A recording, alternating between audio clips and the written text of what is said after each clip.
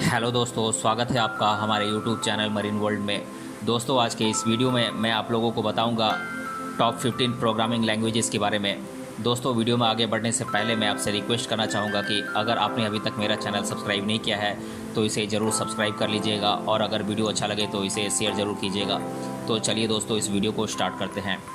आप में से बहुत से लोग कंप्यूटर और इससे जुड़े विभिन्न शिक्षाक्रम के बारे में दिलचस्पी रखते होंगे। साथ ही आज के युग में अधिकतर लोगों का झुकाव विभिन्न सॉफ्टवेयर को बनाने की तकनीकी शिक्षा और इस क्षेत्र में कैरियर के विकल्पों की तरफ होता है। किसी भी सॉफ्टवेयर को बनाने के लिए विभिन्न प्रोग्रामिंग भाषाओं का संपूर्ण ज्ञान होना अनिवार्य होता है।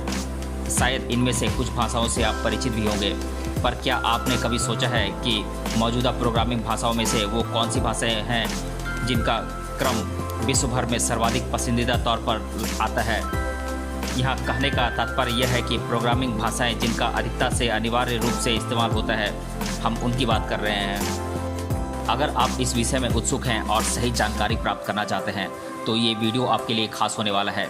इस वीडियो के माध्यम से मैं आप लोगों को टॉप 15 प्रोग्रामिंग भाषाओं के बारे में जानकारी देने वाला हूँ, जिससे आपको इस विषय में अधिक महत्वपूर्ण बातें जानने को मिलेंगी। तो आइए एक एक कर मैं बता देता हूँ आप लोगों को इन प्रोग्रामिंग लैंग्वेजेस के बारे में, फिर हम उन प्रोग्रामिंग लैंग्वेजेस के बारे में एक एक कर विस्तार से जानेंगे। तो पहले मैं इनके एक नाम बता देता हूँ। ये प्रोग्रामिंग लैंग्वेजेस हैं C language, C++, Java, Python, JavaScript, HTML, C#, PHP, Swift, Go, Ruby, R programming language, MATLAB, SQL और रस्ट। तो आइए हम एक एक कर अब इन भाषाओं को एक एक कर विस्तार से जानते हैं। तो पहला है सी लैंग्वेज। साल 1972 में डेनिस रिची द्वारा इस प्रोग्रामिंग लैंग्वेज का आविष्कार किया गया था, जिसको काफ़ी असरदार और पुरानी प्रोग्रामिंग लैंग्वेज माना जाता है। C# और C++ भाषाओं की मूल भाषा के रूप में सी लैंग्वेज को जाना जाता है। इसका प्रयोग विभिन्न गेम के निर्माण, अंतः स्थापित प्रणाली यानी कि इंटर एस्टेब्लिशमेंट सिस्टम, वास्तविक समय प्रणाली यानी कि रियल टाइम सिस्टम आदि के निर्माण में किया जाता है। दूसरे नंबर पर आता है C++। जैसा कि इससे पहले आप सी प्रोग्रामिंग लैंग्वेज के बारे में जान चुके हैं, तो ये सी का ही एडवांस वर्जन है। लगभग सी लैंग्वेज जैसे ही इस भाषा का प्रयोग किया जाता है, जिसमें गेम के निर्माण, अंतः स्थापित प्रणाली, वास्तविक समय प्रणाली इत्यादि के निर्माण में इसका प्रयोग किया जाता है। तीसरे नंबर पर आता है जावा। विश्व भर में अधिकता से उपयोग किए जाने वाले प्रोग्रामिंग लैंग्वेज में जावा का नाम दर्ज होता है, जिसका निर्माण साल 1995 को जेम्स गोसलिंग द्वारा किया गया था, जिसको पहले तो सामान्य तौर पर इस्तेमाल हेतु निर्माण किया गया था। बाद में अधिकतर कोडिंग से संबंधित प्रोग्रामिंग के लिए इस भाषा का प्रयोग किया जाने लगा। आजकल एंड्रॉयड ऑपरेटिंग सिस्टम में विभिन्न ऐप्स तथा गेम्स आदि के निर्माण के लिए इस भाषा का इस्तेमाल होता है। इसके अलावा वेबसाइट निर्माण तथा विभिन्न कार्य क्षेत्र से जुड़े सॉफ्टवेयर निर्माण के लिए भी इस प्रोग्रामिंग लैंग्वेज को इस्तेमाल में लाया जाता है, जिसमें संस्था, कंपनियों के मानव संसाधन विभाग यानी कि ह्यूमन रिसोर्स डेवलपमेंट, वित्त विभाग, निर्माण विभाग, आपूर्ति, गोदाम, वितरण प्रबंधन, बिक्री, मार्केटिंग आदि से जुड़े सॉफ्टवेयर के निर्माण के लिए भी इस भाषा का प्रमुख रूप से इस्तेमाल किया जाता है। चौथे नंबर पर आता है पाइथन। जब बात प्रोग्रामिंग लैंग्वेज की हो रही है तो पाइथन का जिक्र न हो ऐसा नहीं हो सकता। दरअसल पाइथन लैंग्वेज सीखने वाले तथा व्यावसायिक दृष्टि से काम करने वाले दोनों तरह के लोगों के लिए ये फ़ायदेमंद प्रोग्रामिंग भाषा होती है। आमतौर पर विभिन्न तरह के वेबसाइट निर्माण, संख्यात्मक और विज्ञान से संबंधित कार्य प्रणाली के प्रोग्राम, व्यावसायिक ऐप्स आदि के निर्माण में पाइथन का इस्तेमाल किया जाता है। मैं आप लोगों को बता दूं कि साल 1990 में गुइडो वेन रोसुम नामक प्रोग्रामर ने इस भाषा का आविष्कार किया था, जो कि मूलतः नीदरलैंड्स के निवासी थे। आए दिन पाइथन के उपयोग में वृद्धि हो रही है, जिसके अंतर्गत लगभग सभी क्षेत्रों में इस भाषा के मदद से प्रोग्राम्स तैयार किए जा रहे हैं। पाँचवें नंबर पर आता है जावास्क्रिप्ट। मुख्य तौर पर इस प्रोग्रामिंग लैंग्वेज का इस्तेमाल वेबसाइट निर्माण में किया जाता है, जिसको सर्वप्रथम साल 1995 में दुनिया के सामने लाया गया था। शुरुआत में इस प्रोग्रामिंग लैंग्वेज द्वारा वेबसाइट की केवल मात्र फ्रंट एंड डेवलपमेंट की जाती थी, जिसमें बाद में बहुत सारे सुधार किए गए और आज जावास्क्रिप्ट का इस्तेमाल वेबसाइट के फ्रंट एंड के साथ साथ बैक एंड डेवलपमेंट में भी किया जाता है। जावास्क्रिप्ट का इस्तेमाल मोबाइल ऐप्स के निर्माण, गेम के निर्माण और इंटरनेट से संबंधित कार्यों के लिए किया जाता है। छठे नंबर पर आता है HTML। आमतौर पर वेबसाइट के सभी प्रकार के प्रमुख घटक को परिभाषित करके जब पेजेस के संरचना को तैयार करने का महत्वपूर्ण कार्य किया जाता है तो इसमें प्रोग्रामिंग लैंग्वेज का इस्तेमाल किया जाता है। सातवें नंबर पर आता है C#, जिसे कि C और हैशटैग के साथ लिखा जाता है। इसका साल 2000 में इस प्रोग्रामिंग लैंग्वेज को दुनिया के सामने लाया गया था, जिसका निर्माण माइक्रोसॉफ्ट कंपनी द्वारा किया गया है। अधिकतर बार इस प्रोग्रामिंग लैंग्वेज का उपयोग .NET प्रणाली में किया जाता है, जिसके लिए इसे काफ़ी प्रभावकारी भाषा माना जाता है। मुख्य रूप से संस्था और कार्यालयीन तौर पर यानी कि कार्यालयों में यहाँ पर विभिन्न विभागों से जुड़े सॉफ्टवेयर, सर्वर से संबंधित प्रोग्राम्स, गेम्स तथा वेबसाइट बनाने के लिए इस लैंग्वेज का इस्तेमाल किया जाता है। इस भाषा के निर्माता आंद्रे हैज़ल्सबर्ग का मानना है कि बहुत हद तक C# लैंग्वेज C++ लैंग्वेज से मिलती जुलती है। आठवें नंबर पर है PHP। साल 1995 में इस भाषा का निर्माण किया गया था, जिसका अधिकतर बार सर्वर बेस वेब डेवलपमेंट के लिए इसका इस्तेमाल किया जाता है।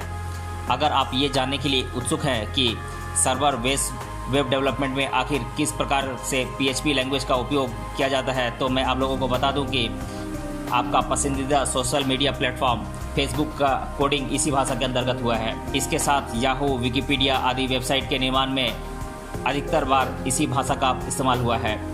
बात करें अन्य उपयोगों की तो ई-कॉमर्स ऐप्स, CMS आदि से संबंधित कार्य भी PHP के द्वारा ही पूरे किए जाते हैं।